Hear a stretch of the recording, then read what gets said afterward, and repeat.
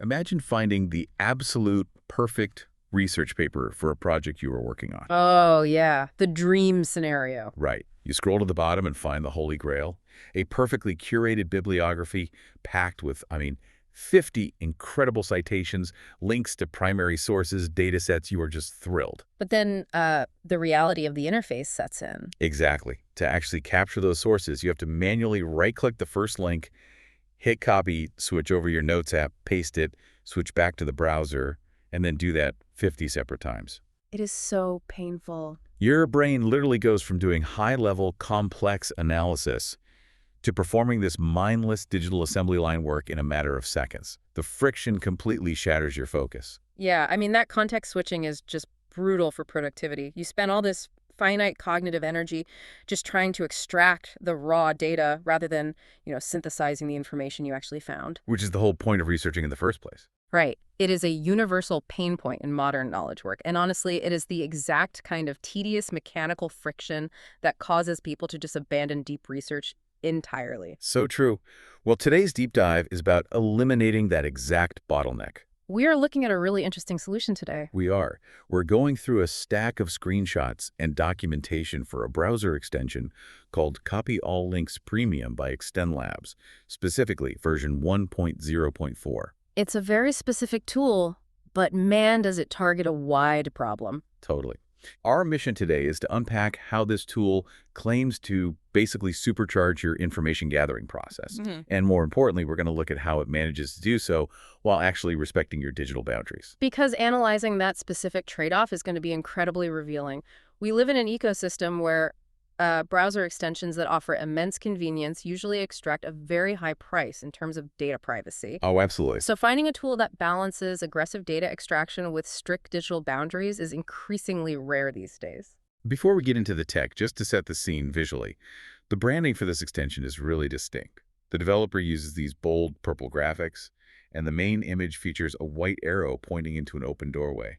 Yeah, essentially inviting you to just extract the web's pathways. It's a nice visual metaphor. Okay, let's start with the foundational mechanics. Before we can organize knowledge, we have to gather it efficiently without grabbing unnecessary junk, right? Right. The physical mechanic of how you actually use the tool is key here. The documentation outlines that the primary way to trigger this extension isn't by hunting for some tiny microscopic puzzle piece icon hidden in your browser's toolbar.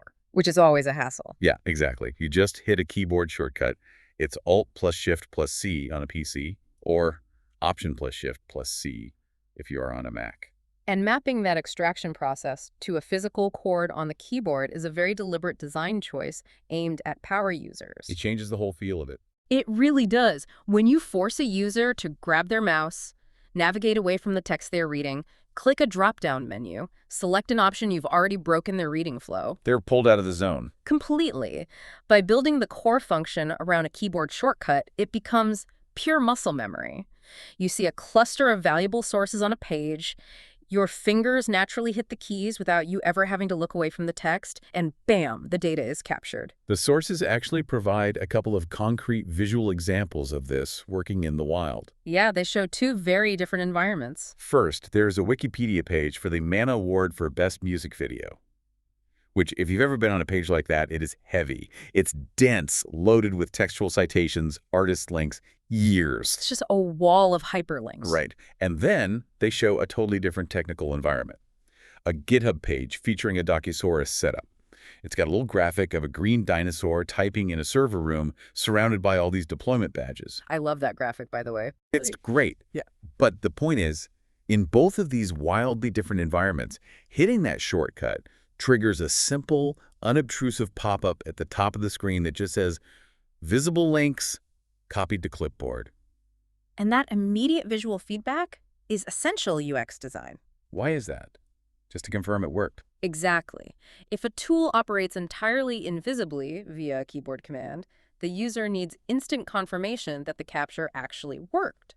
Without that little pop-up, you would constantly interrupt your work to go check your clipboard just to make sure the software didn't misfire. Okay, let's unpack this, though, because I have a hesitation here. Manually copying links for a research project is like trying to pick up grains of rice with tweezers. That is a painfully accurate analogy. Right. But ripping every single link off a modern web page, Sounds like a fast track to a massive organizational headache. It definitely can be. Because if I scrape a typical website today, Yeah. I don't just get the useful citations. I get the link to their privacy policy, the hidden mobile navigation menus that are tucked away, the social media sharing buttons. The invisible tracking pixels buried down in the footer. Yes, all of that. Doesn't a tool like this just replace the tedious manual copying problem with a giant bulldozer that scoops up a mountain of digital garbage you have to sort through later anyway? Well, what's fascinating here is how the developer actually addresses that. That is usually the fatal flaw with generic web They scrapers. just grab everything. Right. They look at the raw HTML code of a web page and mindlessly grab every single element tagged as a hyperlink, regardless of whether a human being can actually see it. So it's grabbing stuff that isn't even rendered on the screen. Exactly. A modern web page is like an iceberg. The text you read is just the 10% visible above the water, while the underlying code is a massive tangled structure hidden below. Which is full of junk. But the developer documentation here specifically highlights a feature called copy-only visible links, which promises, quote, clean lists without hidden links. Okay, so the extension is essentially looking at the page the exact same way my eyes are. It is actively rendering the page's architecture to determine what is currently painted on the screen. Oh, wow. Yeah, it's a filtering process that ignores the invisible trackers, the collapsed drop-down menus, and the background assets that haven't appeared yet. That is incredibly smart. It really bridges the gap between what the computer processes, which is an absolute mess of structural code, and what the human actually perceives as curated information. So if I'm on that Wikipedia page for the MEMA Awards, I just want the historical references and the artist profiles. I definitely don't want the 50 lines of underlying code that make the Wikipedia sidebar collapse gracefully on a smartphone screen. Right. It respects your intent as a researcher. You are capturing a high-resolution snapshot of the pathways you have actively deemed valuable enough to look at. Rather than blindly strip mining the site's entire back-end architecture. Precisely. Okay, but even if we filter out the garbage, gathering those visible links is really only step one. Gathering is only half the battle. Right, because if I hit Alt-Shift-C on a dense academic article, I might still end up with 80 URLs sitting on my clipboard. A massive flat list of web addresses isn't knowledge. It's just raw data. Which is useless if you can't sort it. Exactly. You still can't do anything with it until you organize it. Raw data always requires structure and context before it becomes actionable knowledge. And the extension clearly anticipates this bottleneck. How so? Because it shifts from being just an extraction tool to acting as a categorization engine. Ah, okay. Here's where it gets really interesting. Looking at the screenshots in our sources, there is a feature explicitly called Categorize Links, and it separates your extracted URLs into two distinct lists, internal and external. Yes, the prompt claims it helps you, quote, stay organized with separate lists. So as someone who analyzes information systems for a living, how does drawing a hard line between internal and external links actually change your research workflow? Like, why does that matter? Okay, think of a complex website as a massive physical building. Internal links are the doors leading to other rooms within that exact same building. Okay, so they stay on the same domain. Right. They map out the closed ecosystem of the domain you are currently in. If you are tumbling down a Wikipedia rabbit hole about music awards, the internal links show you the related topics, the history, the broader context of that specific platform. They give you the depth and the layout of the house you are standing in. Exactly. External links, on the other hand, are the doors that lead completely out of the building and into the broader world. They take you off-site. Yeah, and in any serious research context, external links basically represent the author's bibliography. Oh, that makes so much sense. They are the outward connections, the primary sources, the external validation for whatever claims are being made on the page. So by automatically separating these two categories, the tool instantly transforms a flat, two-dimensional web page into a structured conceptual map. You immediately know which links will pull you deeper into the current site's narrative and which ones will take you to outside evidence. You are essentially generating a pre-sorted bibliography on the fly. Just with one keyboard shortcut. That's wild. Yeah. And the extension doesn't just leave that sorted list trapped on your clipboard either. It pairs this categorization with an export links function. This is a huge feature for power users. Yeah, so you can take either all the copied links or just the visible categorized ones and push them into specific file formats. The documentation lists CSV, Markdown, and HTML. They do include a quick technical note reminding users to allow automatic downloads in the Chrome settings, just so the files can actually save to your machine seamlessly. Right, good tip. Mm, But looking at the formats themselves, CSV makes perfect sense if you are building a database in a spreadsheet. definitely. HTML is great for generating a quick local page of clickable bookmarks. But the inclusion of Markdown, that feels like a very specific signal about who this tool is built for. Oh, absolutely. Markdown is basically the lingua franca for the modern knowledge worker. It's everywhere now. It is a lightweight, plain text formatting syntax that has completely taken over the note-taking space. If you look at popular tools like Obsidian, Rome Research, or Notion, they are all built entirely around Markdown. There is a massive movement right now around building a second brain, or using the Zettelkasten method. Yeah, the personal knowledge management space is booming. Basically creating a personal, interconnected database of everything you read, learn, and research over your lifetime. And to build a functional personal knowledge base like that, you cannot rely on proprietary formats or clunky web clippers that lock your data into a specific app's ecosystem. Right, you need your research in plain text. Because plain text is future-proof. It is incredibly lightweight, it is instantly readable by almost any software on Earth, and it allows you to easily interlink your ideas. So instead of copying links, pasting them into a Word document, formatting them, and then trying to import that messy file into your Notes app, Which takes forever. you literally just hit a keyboard shortcut. The extension filters for visibility, separates the bibliography into internal and external sources, and instantly outputs a cleanly formatted Markdown file directly to your Downloads folder. It collapses 5 or 6 tedious steps into a single action. You go directly from reading an article to having a structured, ready-to-use document living locally in your own database. It's so efficient. Extenlabs clearly understands that power users demand control over their data. By providing universal open export formats, they are letting the user dictate the workflow rather than forcing them into a walled garden. Okay, but we need to talk about the cost of that convenience. The elephant in the room. Exactly. Anytime a piece of software is this capable, reading the full structural code of the sites you visit, scraping the data, parsing the links, and triggering downloads, the immediate red flag is surveillance. Always. Because we have a tool here with total visibility into our digital research habits. In today's software economy, an extension with that kind of access is usually a Trojan horse for data harvesting.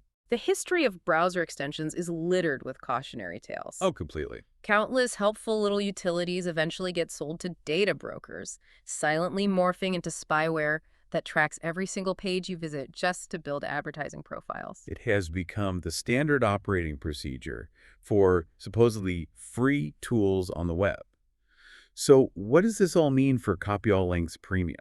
Well, this raises an important question, and it brings us directly to the data usage privacy disclosure form provided in the documentation. Right. This is the standardized, legally binding declaration a developer has to submit to the web store, detailing exactly what user information they collect. It's mandatory. And looking at the screenshot of this form in our sources, it is a completely blank column. Not a single box is checked. It is a striking visual in an era where user data is considered the most valuable commodity on the internet. It really is. I mean, to understand the scope of what they're opting out of, the unchecked boxes cover an enormous range of telemetry. Well, they aren't pulling personally identifiable information.